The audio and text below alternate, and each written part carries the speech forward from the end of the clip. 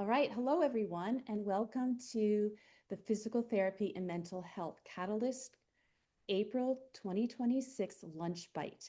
Can we bill for it? My name is Ellen Zambo Anderson. I'm a professor emerita at Rutgers University and co-owner of Yogi Anatomy.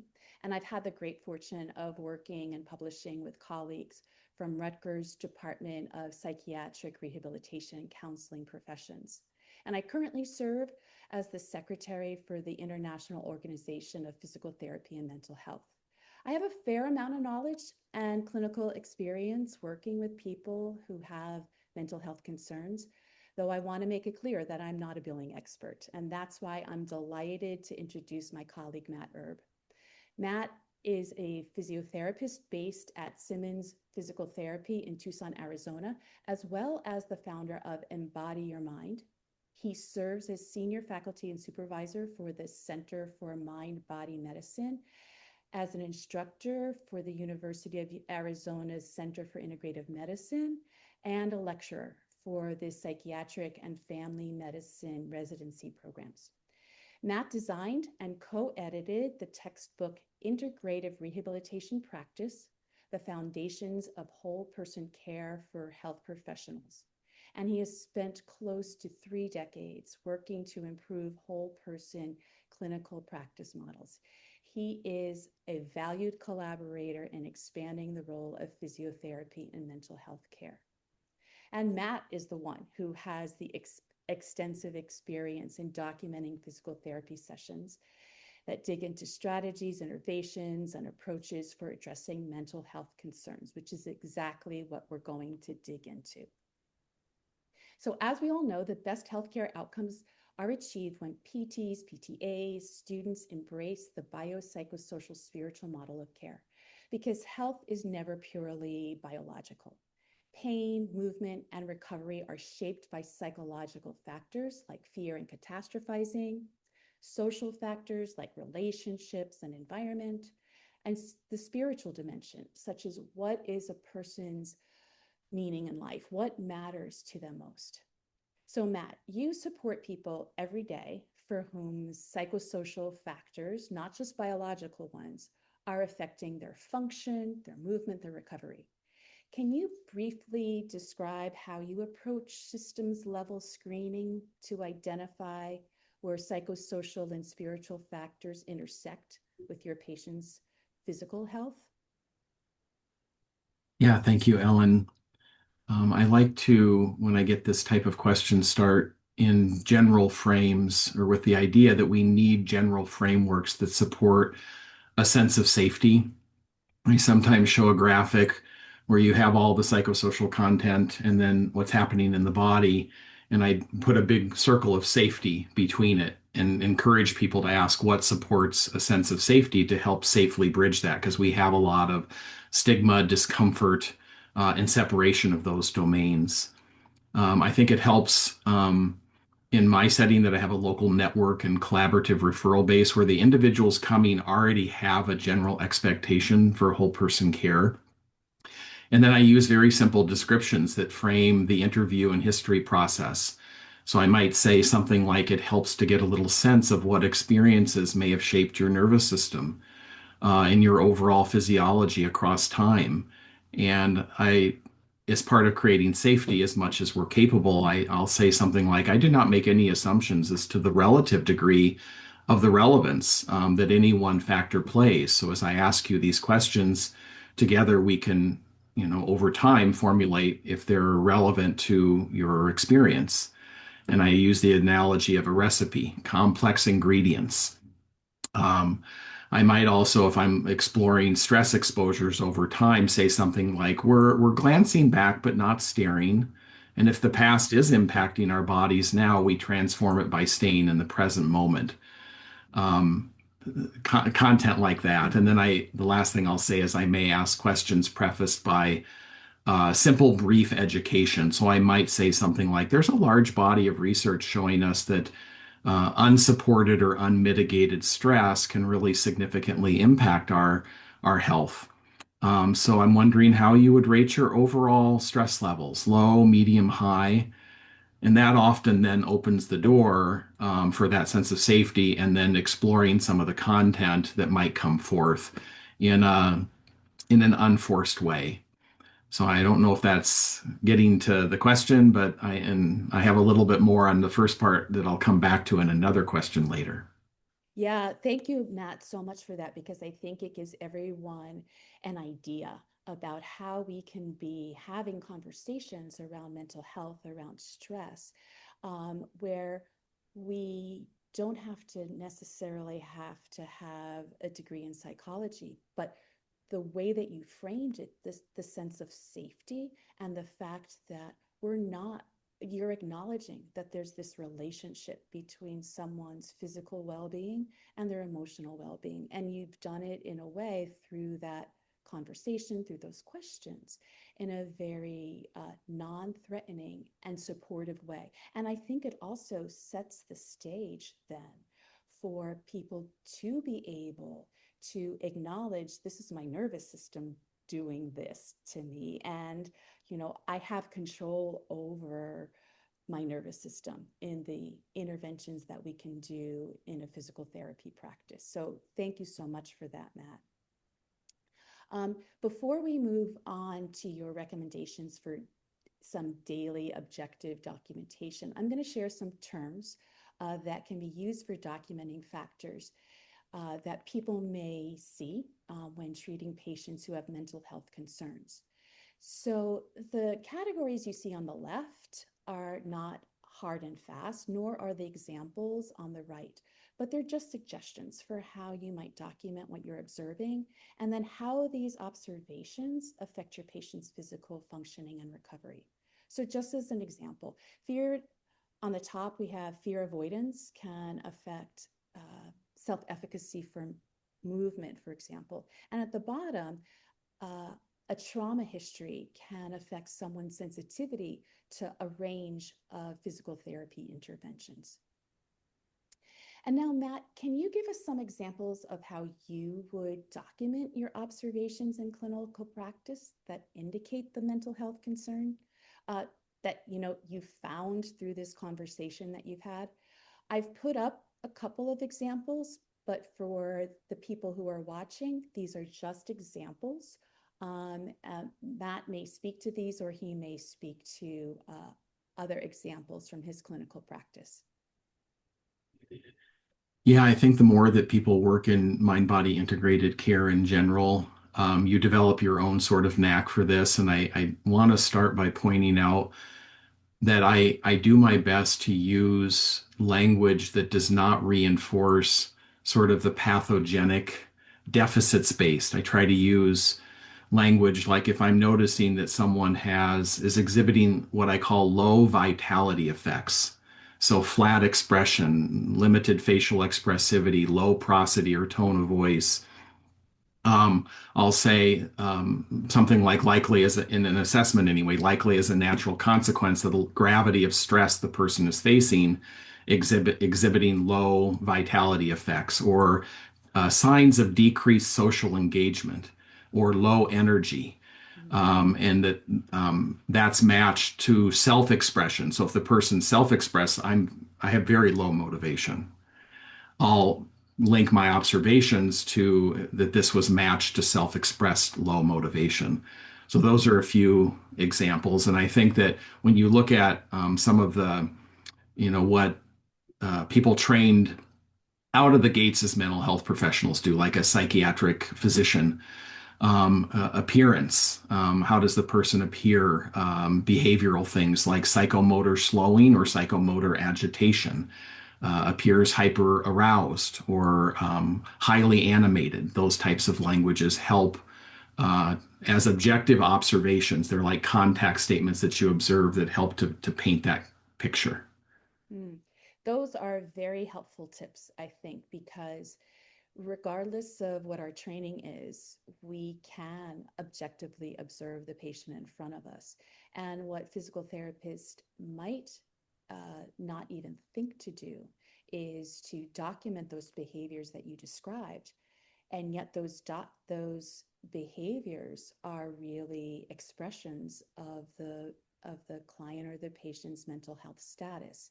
And acknowledging that is critical as we see that intersection between physical and mental health. So thank you so much for those examples.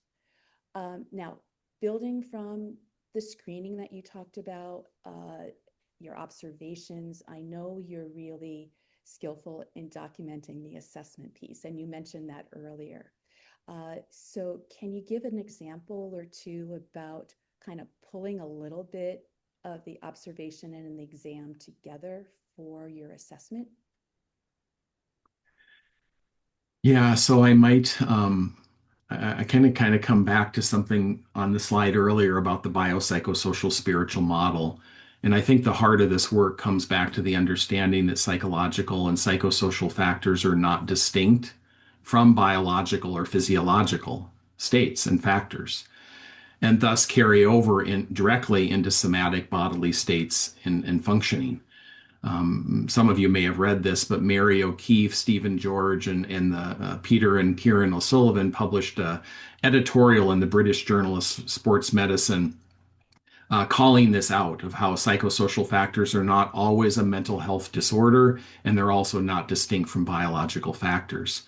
So when we're building that bridge, and I think the field of psychoneuroimmunology has made this Mm-hmm. quite clear, that if let's say a highly charged, distressed social environment has been revealed, there's very good data. This is Naomi Eisenberg out of UCSF that the health of the social environment directly co-regulates inflammatory states in the body.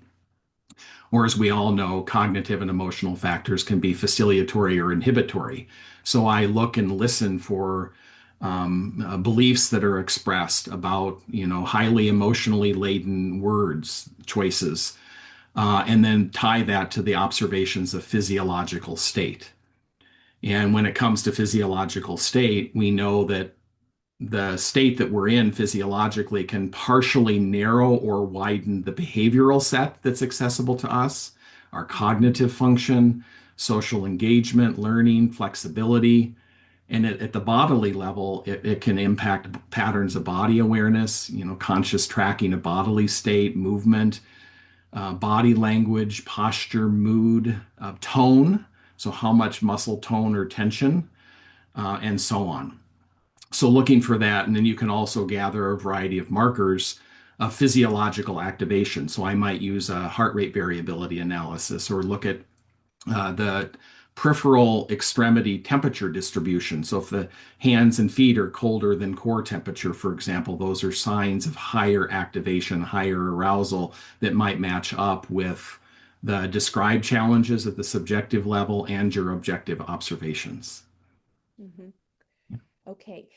Can I ask you to expand upon that a little bit? I'm imagining that for people watching this webinar and those who will watch it in the future, they may be thinking about patients who come in with, let's just say, a fair amount of pain. It can be acute pain or intense chronic pain.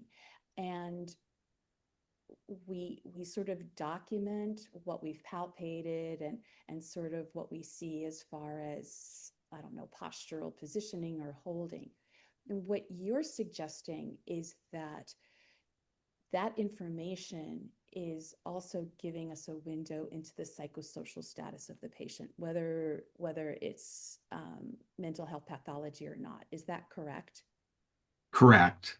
And Okay. in terms of documenting it, the language of just acknowledging observed a high degree of pain behavior or neuromotor tension patterns or frequent, fidgeting, Right. um, those types of things, walks with high movement avoidance. Mm-hmm. Um, and I'll sometimes document facial expressivity or breath holding that I've observed as well. So those are other examples. If it's more, you can document things like demonstrates patterns of relational discomfort, and so Mm-hmm. on. So, yeah. Yeah, I see how documenting what we're seeing in the way that you just described lends itself for the physical therapist to appreciate the psychosocial factors that are involved. If we just look at the um, if we just look at the physical tension, the spasm in the upper trapezius, for example, and we just document in that way, and we don't um, view the patient as you've just described about what that does to even their social engagement, then we're missing an important component of demonstrating our adoption of the biopsychosocial spiritual model. Would you agree with that? Fully. I Okay. do. Yeah. Yeah. Well, thank you for that, Matt. So, as we all know, documenting patient goals is critical to securing reimbursement. And we know that the goals need to be functional, measurable, and realistic. So, what are the types of goals that you might write in order to support reimbursement, particularly when I guess we know that the mental health or the psychosocial spiritual factors are having an influence over function and recovery? So, how do you approach this, Matt, with the goals? Yeah. Well, this is an interesting one for me. Um, I have perhaps been lucky to have worked in systems that maybe are less frequently audited or having records submitted for review, but to my knowledge, I've actually never had a claim denied, including Congratulations. based on goals. Um, Other than learning that maybe a specific plan didn't cover a particular code, such as sensory integration training or the um, the ADL self-care, self-management code, for example, that occasionally a plan they'd come back and say that that particular plan didn't have that in the covered. Mm-hmm. But for me, that's rare. And then I aim to write sub goals that target systems and skills like improving breath awareness and regulation, or body awareness, or reduction in neuromuscular tone. And then when we get to quantitative goals, since I work with a lot of people with persistent, long lasting chronic pain and co occurring challenges like associated anxiety, depression, I sometimes use percentages over a certain time frame, demonstrate either a reduction in symptom severity of, let's say, 35 or 40%, and then associate that to a correlated increase in engagement in the identified functional limitations, like the number of hours that they're missing, Mm-hmm. and moving that into increased work hours, or the hours of missed social engagement time with family, or participation in leisure, movement, and exercise. Mm-hmm. And in some cases, it can get very specific where the patient will stand to cook a meal for her grandchildren of 30 minutes duration without fear avoidance limiting participation within, 8 weeks. Mm-hmm. So it can range from more general up to the more specific based on what you identify and what their values-based goals are. So I use an ACT model where I ask them what's vital, meaningful to you, where do you plug in to access vitality and joy, and we co-create the desired goals, the areas of improvement, so the person can move into their selected values living based living, not necessarily something that I've, chosen for them. Well, I'm glad that you expounded upon that, because when you were saying about standing to cook and so on and so forth, I thought that is definitely a goal that's coming from the patient. And then how you described um, the the barriers, if you will, within that goal, to Mhm. be able to stand up for 30 minutes and cook a meal, that type of thing, is, a brilliant way to, within that goal, identify that purpose, that patient's meaning and purpose, right? And also, what are the factors that are mm, important to address to be able to achieve that goal? So we can't put, we don't, I know that we don't put interventions in the goals, but the way that you described this increased activity tolerance, the decrease in the behaviors, and all of that, with that personalized goal, I think is really helpful for a lot of therapists to hear how that can and should be done. Because once again, what you what you've described is a way of documentation that broadens the lens for physical therapists who who are embracing that biopsychosocial spiritual model of care. So Yeah. thank you very much for that. Now, of course, this is can we pay for it? And we have 10 minutes, and I think we can get to it. And that is coming down to the codes that you use, the codes that you use for the billing. So I'd like for you to talk a little bit about that. And what I'll try to do is based on the notes that you have shared with me in your documentation, I'll try to flip through these slides back and forth, finding the code that you're describing.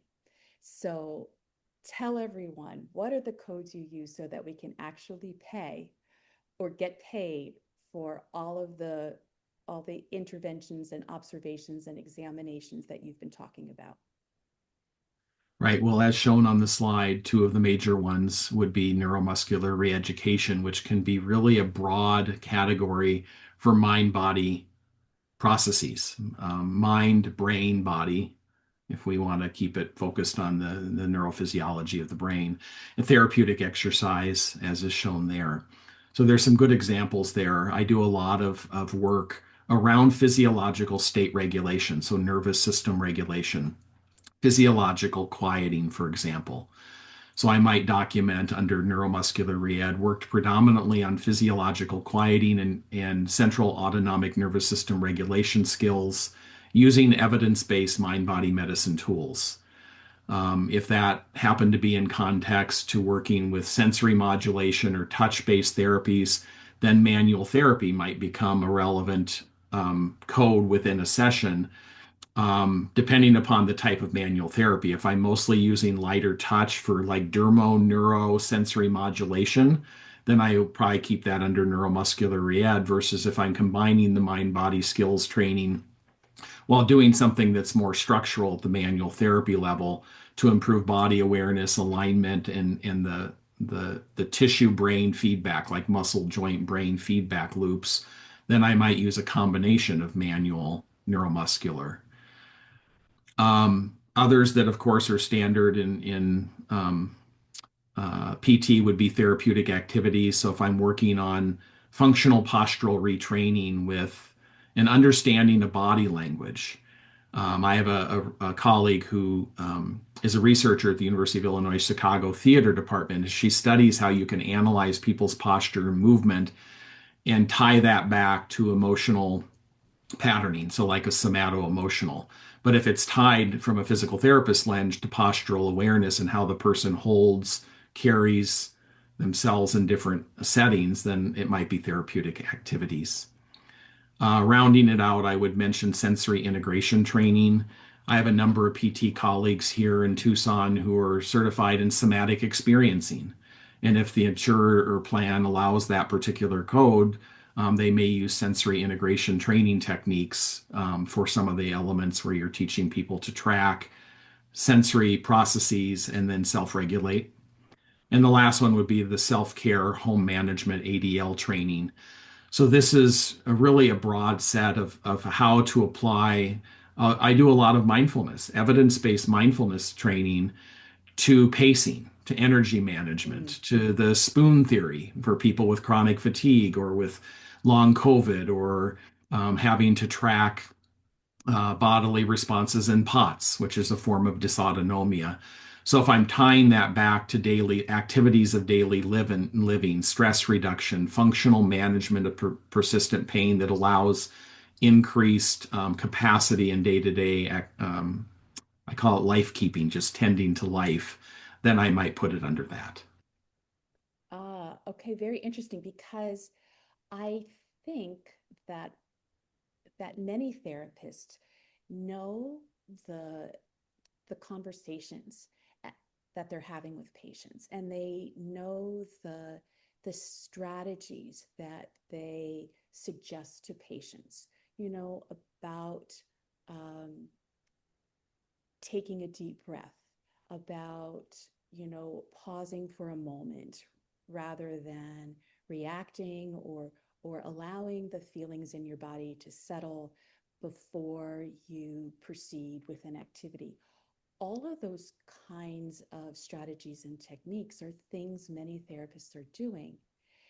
And yet, you've provided just right now a couple of codes that can be used to actually document that in a very billable way. Where I think many therapists have thought, I do this, but how do I bill for it? How could I get paid? So I'm going to take us through those 3 slides just one more time for the audience, that there's lots of situations where Matt, as the expert here, is coding for therapeutic exercise as well as neuromuscular reeducation.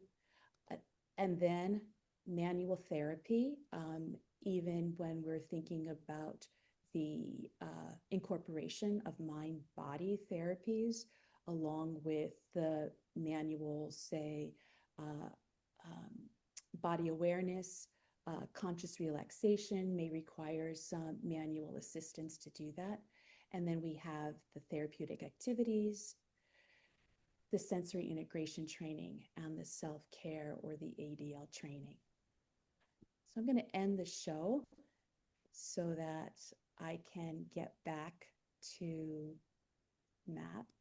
Um, Yeah, and as you're taking that down, I'm just going to mention 2 comments. One says some of these strategies are similar to the way we document in work hardening, where we emphasize capacity. ah, Thank you for the great strategies in capturing mind-body integration and documentation and billing. And another person says this is 100% the model that Part C early intervention has embraced. It's great to hear it spreading into the mainstream adult population too.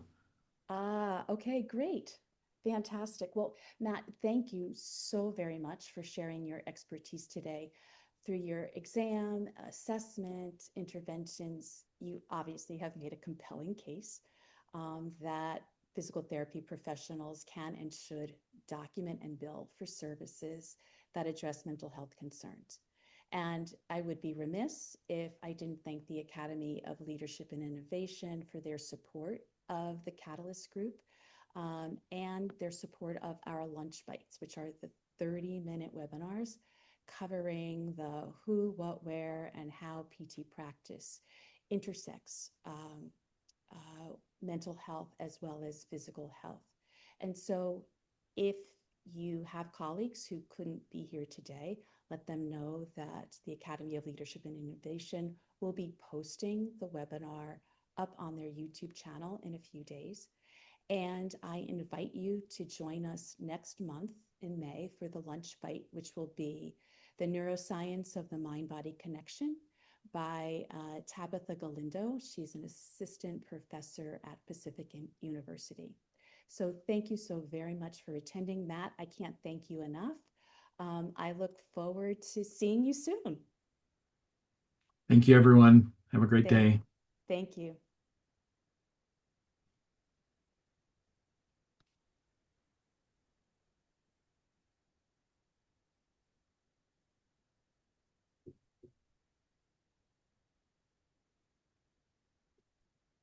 Let's see, do you want to stop the recording now?